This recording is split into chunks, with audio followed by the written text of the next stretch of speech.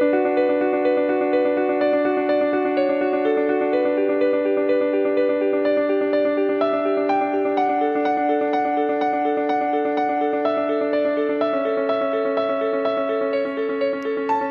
everyone. I'm your host, Andrea Weckerly, and welcome to the Ready Living podcast, where each episode is designed to educate, inspire, and empower you to create the life you want. Thanks for joining us, and remember to subscribe for free on your favorite platform. My guest today is Nicole Snell. She is an award-winning international speaker, TEDx speaker, trainer, survivor, and self-defense expert specializing in gender-based violence prevention and empowerment. She is the CEO of Girls Fight Back and founder of Outside Defense. She's a credentialed victim advocate and multidisciplinary educator who has trained every branch of the U.S. military at hundreds of installations around the world and trained millions of people globally in academia, corporate industries, and outdoor recreation. She's dedicated to teaching people the safety skills that can help them live limitlessly. Welcome, Nicole. Hi, thank you so much for having me, Andrea. I'm honored to be here. I want to get started with something that I saw on your website, which describes your mission as empowering women and people of all gender identities around the globe to live their lives unrestricted by fear. It's really important to me to help people find their own power because I know what it's like to have your power taken away from you. I know what it's like to feel as if you're limited as to what activities you can do or what time of day you can do them or where you can travel or where you can go. And I never really listened to those messages when people tried to force them on me. And I feel like giving people the options for how they can move through the world without those restrictions can add so much value to our lives. It increases confidence. It increases our self-esteem. It allows us to go after things in our life that we might not have thought possible. And I think that is why I find it so important to make sure that people know they have that option. In an interview, you said that you feel at peace and grounded and free when you're outside in nature. And I have to say, I experienced the same thing. To me, it sounds like the outdoors have always been a place of refuge for you. Is that right? Yeah. I grew up in the desert. So my dad's a retired Marine, and we grew up in 29 Palms, California, which is out in the desert near Palm Springs, for those of you who aren't familiar with California. Just surrounded by mountains and big blue sky and, the mountains turning purple when the sun sets, and playing in my yard, in the front yard with the dirt and catching lizards and, going and exploring the fields around my house. So it's always been a place for me to feel curious and to feel comfortable with discovery. As a child, I did experience abuse and things that children shouldn't have to experience. And for me, getting outside was my escape. Getting outside and being out of the house was how I found peace and how I felt safe. And I still feel that to this day. I have a very personal connection to the outdoors. Everything in the world that is causing distraction or your mind is going in a million different places when you're in your regular life. When you get outdoors, I just feel like everything just narrows in and then expands back out. But now you're expanded out in this beautiful place where you're hearing the birds and the wind in the trees, and you're smelling the smells and hearing the sounds and seeing the sights. And it just simplifies everything to the present. And it's a great way to practice mindfulness. I carry that with me wherever I go. For me, it's a meditative space, just being out there. I agree 100%. And there are a lot of people who didn't grow up with that. Like, they didn't grow up being connected to the outdoors, especially as a Black woman. Like, a lot of Black people in our community didn't have that growing up. They didn't have access to the outdoors, or they weren't encouraged to go in the outdoors. And so because of that, and, because of generations of oppression that kept Black people from the outdoors, there's a lot of people in my community that haven't had the access. And so I am really passionate about trying to get more people, and especially people from my community, the Black community, to get outdoors and to feel connected to nature. I used to lead hikes for a group called Black Girls Trekkin', who their mission is to get Black women into the outdoors and create a safe space to learn and to, be around, other Black women and shared experience and shared community. And I think that's really important because so many studies have shown consistently that the outdoors can alleviate depression. It can alleviate anxiety. It increases your sense of well-being. Everybody deserves to have access to it. And if I can get rid of the fear around it, like that barrier that keeps people from it through giving them the type of, safety and self-defense education I do, along with the other technical skills you need, like what to bring when you're hiking and things like that, then we can help get more people outside. I came across something you wrote on LinkedIn a couple of weeks ago about self-defense being more than just physical skills. And you said, and I want to quote you here, self-defense is about more than physical skills. The best fight is the one never fought. Self-defense, specifically empowerment-based self-defense, is about giving you a range of life skills, including verbal, mental, and physical skills and strategies to address uncomfortable, manipulative, challenging, unexpected, or threatening situations in your life before it becomes a physical situation. Self-defense education helps you establish boundaries and advocate for yourself, and empowers us to confidently use our voices and bodies when we feel it necessary to protect our space and our safety in a variety of interactions. There are a lot of misconceptions around self-defense, the word and the concept. And it's not something that's new. These misconceptions have been around for, at least the last 40 or 50 years. One of the things that I have kind of made it my mission for with my work with Girls Fight Back is to dispel those myths, to provide counterpoints to those myths, and by doing that, to hopefully open up more people's access to learning these life-saving skills. Because, when people hear the word self-defense, a lot of people immediately, they're thinking about martial arts, they're thinking about physical fighting, they're thinking about weapons, they're thinking about knockdown, drag out fights between someone and a stranger. All of those things are forms of self-defense, right? Martial arts is a form of self-defense, and all of those things are true. But self-defense is so much more. And at the basic level, self-defense is anything that you do to protect yourself, to resist violence, to resist a situation that could potentially be harmful. And in the research, in the literature, it refers to self-defense as forceful resistance, which could be verbal, running away, or physical skills. Those are all ways to avoid a confrontation. And then a lot of times self-defense is talked about in the context of stranger danger. And, the idea of it's most dangerous if you're walking to your car at night and that kind of context. And those types of situations do happen, but not nearly to the level as they're reported on in the news. The majority of the time, women are assaulted by people we know. 86% of the time, we are hurt by somebody that we know. It's not a stranger jumping out of the bushes or following us to our car. It's someone that we know. That's why the self-defense skills that I teach are so applicable to our everyday lives, because I don't go around heel palming people in the face on the daily. If someone makes me uncomfortable on the plane, the first thing I do is not to throw an elbow, okay? So those physical skills are not practical in everyday situations. They're practical in a small percentage. They're useful in a small percentage of situations, right? When it gets to that physical part. But what can we do before it gets to that part? How do we deal with our relationships, with our family, with our partners, with our friends, with our colleagues, with our bosses, with our kids, with people we go to school with? There's so many different relationships that can benefit from having self-defense skills, which include more than just the physical aspect of fighting in a worst case scenario. But what about all the other scenarios when someone calls us a nickname we don't like, or someone triggers our intuition and we don't want to stand really close to them, or we need to tell someone what our boundary is, or someone gives you a hug that you don't want to hug from. And all of these different situations require other types of skills. And so empowerment-based self-defense is all of that together, and most of it is non-physical.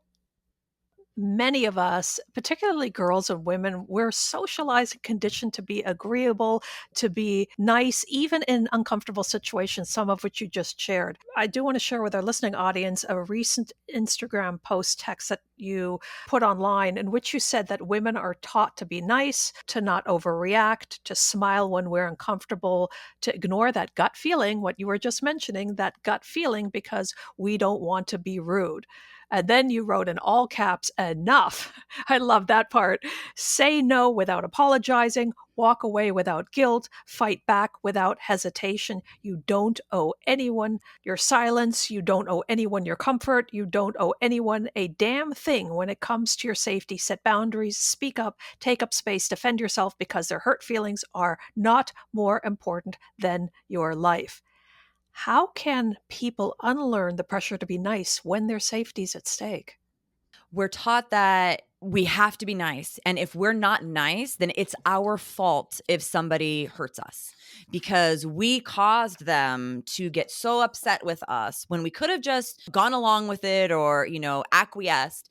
And because we didn't, then we're at fault. And that's wrong. Like that is completely wrong. There are studies that have been done that show that, I'm going to come back to that terminology they use, forceful resistance, whether that's verbal, running away or getting away, or using physical resistance, which could be anything from, hands up to deflect or to a push to strikes. Any of those things are more likely to deter somebody than to escalate. And of course, there's outliers, and those are what we usually hear, right? We see the news stories, and it makes us think that, oh my gosh, if we say no or we set a boundary, then we're going to make someone attack me. And there's something that is said I also work with another company called Impact Personal Safety, where we do full contact classes. And something that we say in that class is, there's nothing you can say or do to a healthy person to make them an attacker. Absolutely nothing. So if someone does become an attacker or escalates, or you say no and they get mad and they go from 0 to 100, it's not your fault. You didn't do that. That is who they are. They were going to have that reaction no matter what you said or did. And their reaction is actually a gift to you because it reinforces that you were right. Your intuition was right. That feeling about wanting to create more space or say no or get away from that person was right. And so it's unlearning all of these years of myths of telling us that, oh, we have to behave in this way to prevent violence. And that's actually not the case. And I will also preface that by saying, I'm not trying to say you should react in a particular way, because self-defense is not about what you should do. It's about what you can do. Maybe ignoring them is the right answer for you in that moment. Or maybe in that moment, another option is available to you. But it's about having those options and you get to choose versus just assuming based on what society says, which is often not factual. I watched all 3 seasons of your video series, Outdoor Defense, available on YouTube, and loved how packed they were with strategies. One of the things that you shared, though, and you repeatedly mentioned, was the importance of intuition. How can people strengthen this ability to listen and trust their intuition? I think the first way to strengthen our intuition is just to acknowledge it. When we feel that feeling, tell ourselves, okay, I'm feeling this for a reason.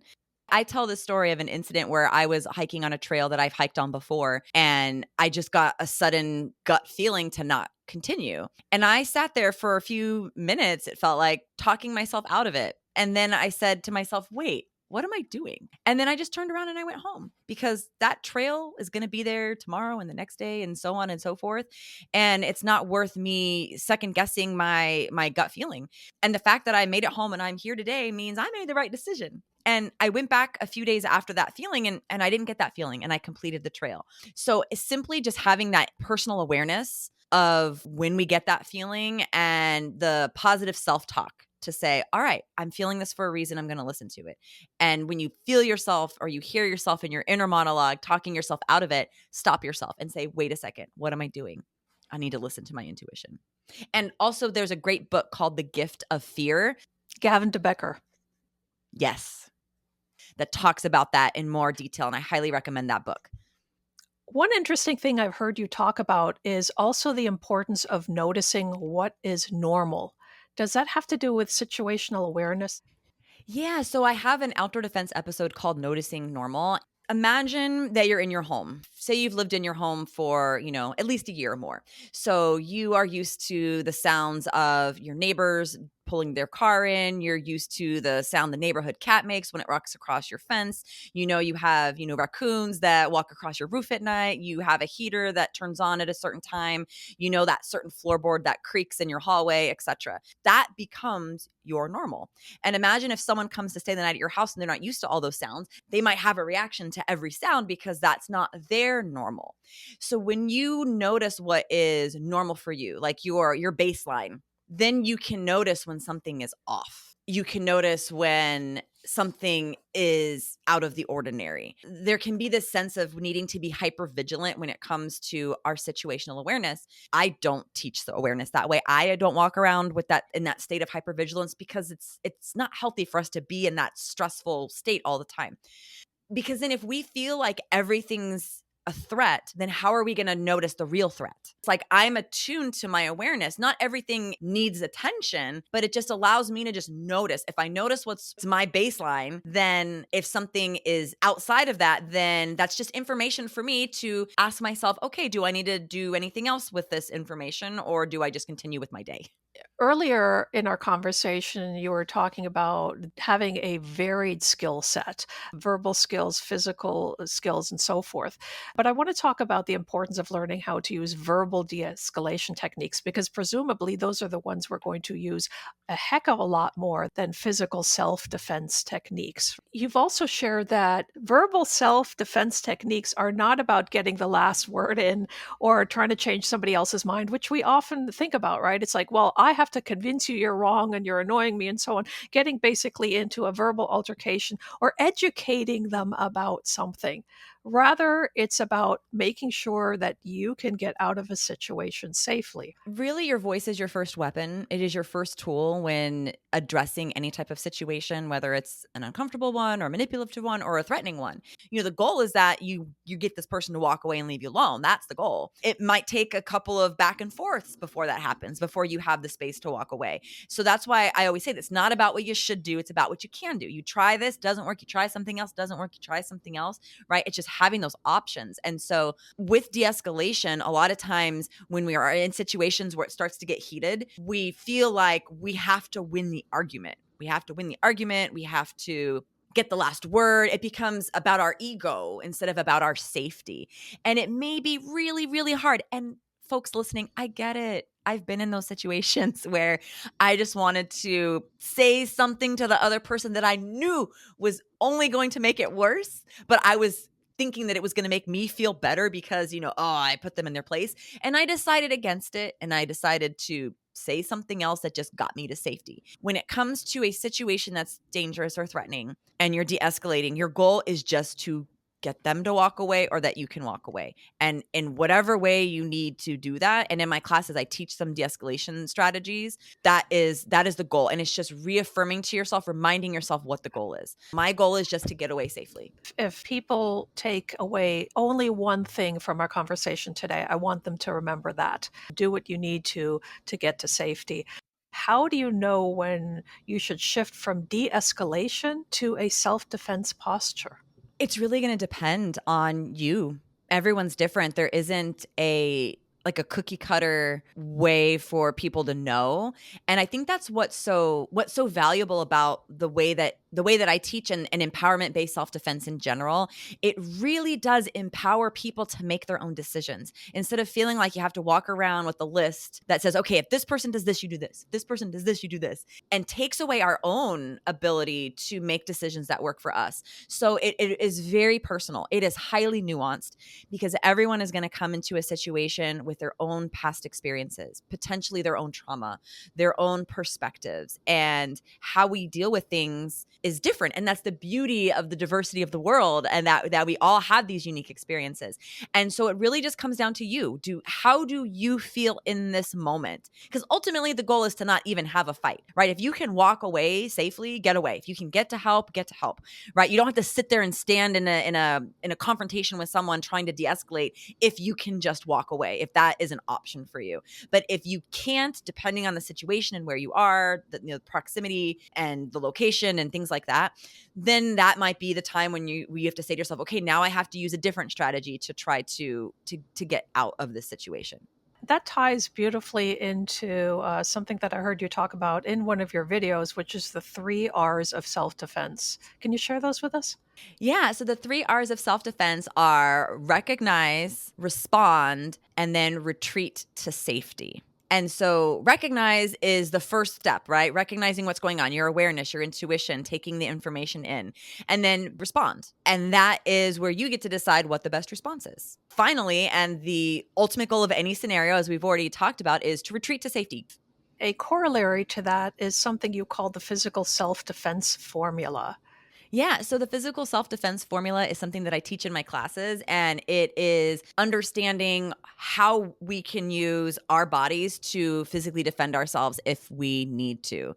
So much of what I talk about is, the non-physical and the verbal and those things. But then the actual physical part is very simple. It is, where is someone vulnerable, plus where are we strong, and then you add force. Any and all self-defense that you will ever learn from any other instructor, from any martial arts studio, from anywhere, it all boils down to those 3 steps. It makes it more simple. It makes it something where I can problem solve myself about what I can do in a situation. Having options versus having guarantees, right? Yeah, because nobody can guarantee you anything. Self-defense and safety isn't, like buying a warranty on your couch. Safety is nuanced, and violence is unfortunately an epidemic in our world. There is not a single demographic on this planet that is immune from violence that plagues our communities. And it is a big problem, and it is going to take many different solutions on a multidisciplinary front to address it. We're talking about societal change at a fundamental level. We're talking about individual change. We're talking about policy change, advocacy, support for survivors in the aftermath of violence to help them heal and move forward, and things like that. So it's not one simple solution, and I wish it could be solved by one simple solution, but it's not. And so we cannot give guarantees. All we can do is provide ourselves the information to be able to address situations, to reduce risk in a way that doesn't reduce our ability to live our lives without limits. And folks, you really want to go check out Nicole's 50 plus videos. 60, yeah. One of the things that I learned is the palm of the hand hit versus using a fist. Yeah, I would just say, when it comes to using your body, if you have to defend yourself physically in a situation, the first thing to remember is that your safety matters. And if someone is hurting you, that is not okay. That is not okay. And if the only way that you can get away is by using your physical body, that's okay too. Of course, I have to give the legal caveat. I am not a legal professional, and make sure to look at the laws in your city or state regarding self-defense and things like that. One of the things that I teach is the heel palm, because punching actually takes some skill to throw a punch in a way that isn't going to hurt you or break your hand. And the goal of self-defense is to get away with as little damage to yourself as possible. And that's why I advocate so much for the best fight is the one you never fought, because the reality is, if you get into a fight, you're likely to get hurt. That's just the nature of fighting. And so if we can avoid the fight, great. If we can't avoid the fight, we want to try to cause as much pain to the other person with as little pain and injury to ourselves until we can get away. We are not trying to overpower an attacker. We don't have to be stronger than an attacker to cause enough pain to that attacker to be able to get ourselves to safety, get out of the situation and run away, etc., whatever that means in that moment. Of course, fighting back is a choice. It doesn't mean that you have to. Knowing how to fight doesn't mean you're obligated to fight. If you choose not to, or if you freeze, that does not make anything your fault. It is not your fault if violence happens to you. Just knowing that you have these options available, it's so great for our own autonomy, breaking through thought processes where we feel like maybe we couldn't do something. And again, there's studies supporting this, how self-defense can reduce PTSD symptoms, reducing anxiety, and adding all of these protective factors like confidence and ability to recognize safe versus unsafe situations and things like that. We have agency in deciding how we're going to respond in any given situation, and that can vary depending on all of the circumstances around that. One of the things you see a lot in advertisements is suggesting to girls and women that they have some sort of device on hand when they go outside, or pepper spray or things of that nature. It's described as, well, if you do this, you're going to be completely safe. But there is a lot to consider, isn't there? Oh, yes, there's a lot to consider. And again, there are no guarantees.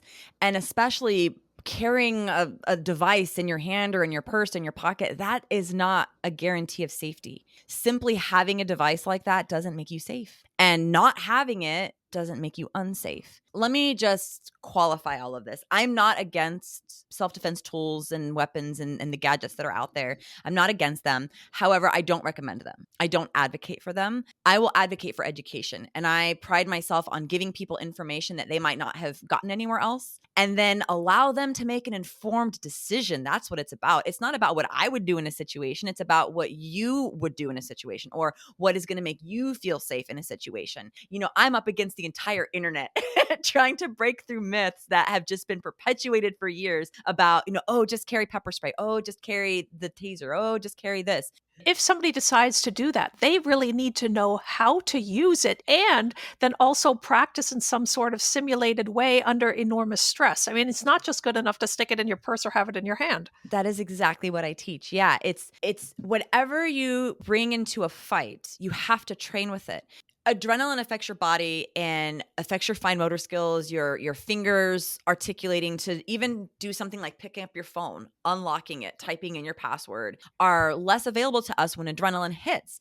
And so if we are introducing a tool, whatever it is that we haven't been practicing with, we haven't been training with it, and now we are introducing that into a situation when fine motor skills are reduced, logic and reasoning are reduced, there's a very good chance that it's not going to respond the way you're expecting it to. And a lot of times we're encouraged to buy these products and just have them, and just the having of them makes us safe, and that's not the case. So if you have it, if you've bought it, you have to train with it, practice with it, visualize, when am I going to use it? I teach how to use your body, because you're always going to have your body no matter where you go. When you travel on a plane, a lot of tools you can't bring with you. Depending on what country you go to, even if you could take it on the plane or in your checked bag, you can't have it there anyways. And so you're always going to have your body. If you are going to carry something, it needs to be easily accessible, right? Having it in the back of your backpack isn't accessible, right? And then if you only carry it when you think you're going to need it, then what about the times when you need it and it's not like in your hand? I try to encourage people to, if you're going to have it, train with it, but then also remember, you are enough. Your body is a weapon. You will always have it, regardless of what you're carrying. You will always be your primary form of defense, and anything that you carry extra is secondary. The last thing I'll say about it is these external tools and weapons, they're really only useful in worst case scenarios.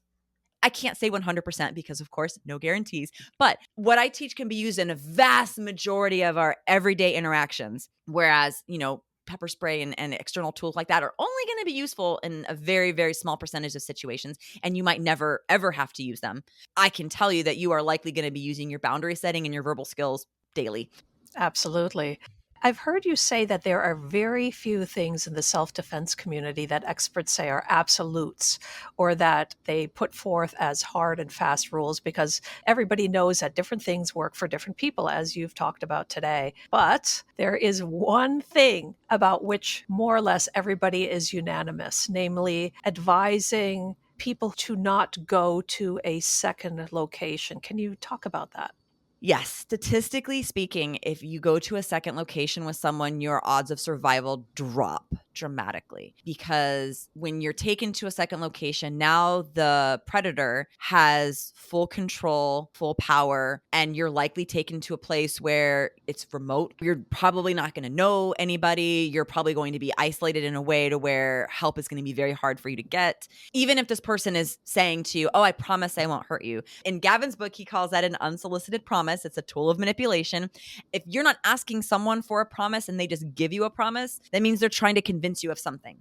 Don't believe anybody who was already setting out to harm you or threaten you in any sort of way. Their promise, their empty promise, means absolutely nothing. In fact, I would regard it as a way of simply getting you to comply and to control you further so that they can do whatever it is that they would love to do to you. That's exactly what it is. It's a manipulation to try to get your compliance, to get you to go along with it. The advice given by professionals is not to go to a second location, because even if they have a weapon, and they're threatening you, they're going to have that weapon when they take you somewhere else. And if you do fight for your life and you get injured in the first location, then you are more likely to be where someone can hear you. You're likely to still have your cell phone to be able to call for help. You're likely to be somewhere near civilization where if you get medical care, and being taken to a second location, survival rates drop.